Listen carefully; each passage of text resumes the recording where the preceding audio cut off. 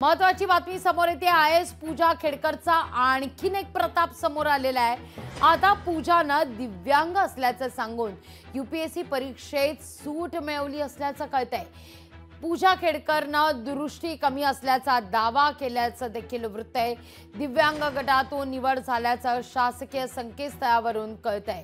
Probationary IAS अधिकारी पूजा खेडकर या त्यांच्या रुबाबामुळे चर्चेत आलेल्या आहेत। यातच आता त्यांनी यूपीएससी परीक्षा उत्तीर्ण होताना डोळ्यांची दृष्टी ही आपली कमी असल्याची म्हटलेलं होतं, कमी असल्याचा दावा केलेला होता आणि हा दावा केल्यानं त्या आणखीन एका वादात अडकण्याची शक्यता वर्तवली जाते।